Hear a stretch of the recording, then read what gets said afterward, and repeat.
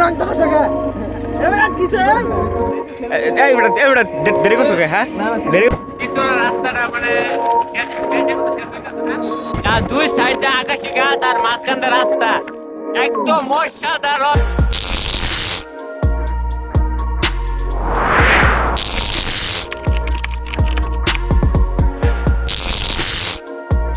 Hello everyone, আসসালামু আলাইকুম, welcome to my new blog.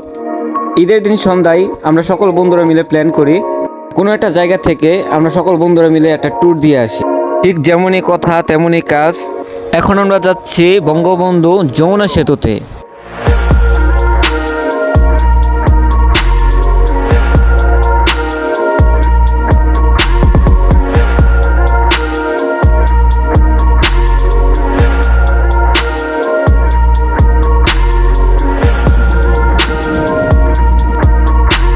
So guys, আমাদের বের হওয়ার কথা ছিল সকাল 8টায়, কিন্তু কয়েকদিনের জন্য বের হতে হতে বেজে যায় সকাল 10টা। এইখানে যেগুলো দেখতে পারতেছেন ওই যে বড় বড় গাছ নিচে এগুলো সব আনারস খাত। মধুপুরের এই আনারস বাগানগুলো আপনার মন একদম মুগ্ধ করে ফেলবে। কিছু দূর যাওয়ার পর আমাদের গাড়িটাকে খাড়া করি, কারণ আমরা দুইটা সিনজি নিয়ে যাচ্ছিলাম। ওদের লেট হবে বিদায় আমাদের সিনজিটা আগে ছেড়ে দিই আমরা। আশেপাশে সবাই দেখতেছিলাম যে কোনো আনারস আছে কিনা, কিন্তু দুর্ভাগ্যবশত সবগুলো আনারস একদম ছোট, খাওয়ার উপযুক্ত নয়। প্রায় 20 মিনিট অপেক্ষা করার পর আবার আমরা রওনা দিয়ে দেই, কিন্তু দুর্ভাগ্যবশত তাদের এখনো কোনো দেখা নাই। তো গাইস, ফাইনালি আমরা 11 বাজে এসে পড়ছি, ওদের কোনো খবর নাই। রাস্তা থেকে চাই রয়েছে, ওদের জন্য অপেক্ষা করতেছি। কি কিছু বলবা? যে আমরা তো অনেক অপেক্ষার মধ্যে আছি, তাই আমাদের খুব খারাপ লাগতেছে আসলে। যাই হোক, তারপর আমরা একটু অপেক্ষা করি। রাসেল আপনি ব্লগ করেন সম্পূর্ণ ভিডিও করেন। তো এই পর্যন্ত 3বার গাড়ি বিরতি নিছি, তাই কিন্তু তাদের কোনো দেখা নাই।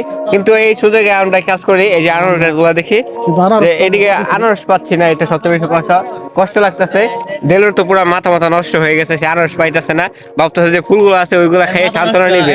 কোন টাইমে আইছে কিছু পাইতাছ না, একটু বুঝাই দিন স্যার, কি আপনি যে আনারস পাচ্ছেন না, এটা মানে ফিলিংসটা কি আপনার?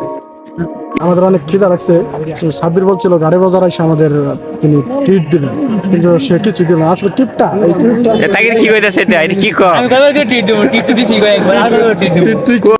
গাইস, ফাইনালি আনারস খেতে আমরা নামছি, কিন্তু এই যে আনারস খেতে দেখতেছেন, এটা খেতটা খুবই ভয়ঙ্কর। কেন আমি ভয়ঙ্কর বলতেছি তা দেখেন, এই দেখেন, দেখতে পাচ্ছেন মৃত মানুষের কঙ্কাল পড়ে রয়েছে এখানে।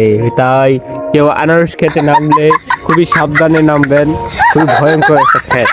গাইস, এই দেখেন কত ছোট ছোট cute pineapple. So guys, finally 30 minute অপেক্ষা করার পর তারা আসে।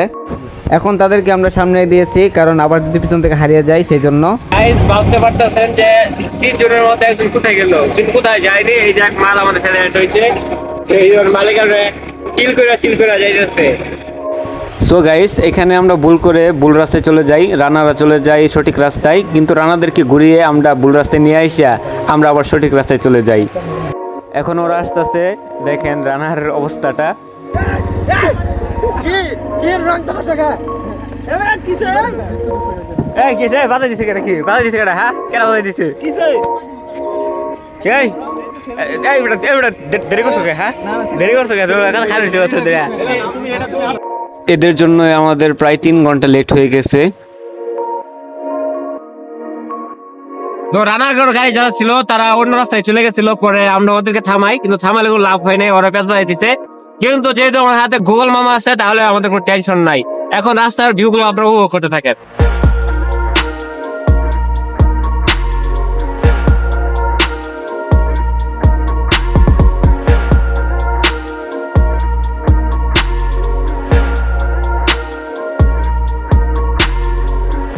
এই রাস্তায় যারা আসছেন তারা তো জানেনই, ছোট ছোট পাহাড় এবং আঁকাবাঁকা রাস্তা একদম আপনার মন মুগ্ধ করে নেবে।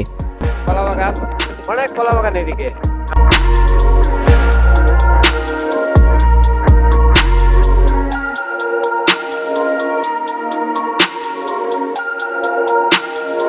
ফাইনালি দেখতে দেখতে উঠে পড়লাম টাঙ্গাইল টু ময়মনসিংহ মেইন রোডে। আমরা এখন এই রাস্তা ধরে যাব ঘাটাইল, আর ঘাটাইল থেকে যাব বুয়াপুর। তো কিছুক্ষণের মধ্যেই আমরা ঢুকে পড়ি ঘাটাইলে। আর ঘাটাইল ঢুকেই ভেসে যায় বিশাল বড় এক জ্যামে। আর এই জ্যামের মাঝে আবির্ভাব হয় এক সাধু বাবার। আমরা আবার ভুল করে অনেকটাই সামনে চলে যাই। তো ফাইনালি গাটাল থেকে রওনা দেই বোয়াপুরের উদ্দেশ্যে। তো গাইস টাঙ্গাইলের বোয়াপুর বাজার ঢোকার পরে মনে করেন যে প্রায় আধা ঘন্টার মতো সময় লাগলো বোয়াপুর বাজারটা পার হইতে, অনেক জ্যাম এখানে। সো গাইস এখন অনেক জ্যাম, তাই আমি সিএনজি থেকে নেমে পড়েছি। এখান থেকে এখনো যমুনা সেতু প্রায় 16 কিলোমিটার।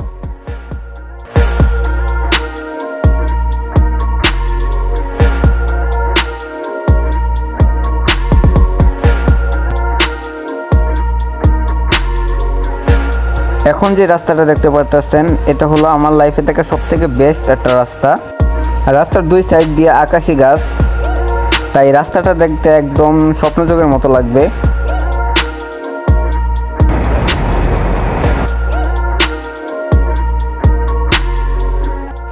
সো গাইস ফাইনালি চলে আসলাম বঙ্গবন্ধু সেতুতে, কিন্তু এক ভিডিওতে সবটুকু কভার দিতে পারিনি, তাই আমি আন্তরিকভাবে দুঃখিত। ভিডিওটি অনেক লম্বা হয়ে যাবে, ইনশাল্লাহ আগামী ভিডিওতে বাকিটুকু দেখতে পারবেন। আর ভিডিওটি কেমন লাগলো কমেন্ট করে জানাতে ভুলবেন না। আল্লাহ হাফেজ।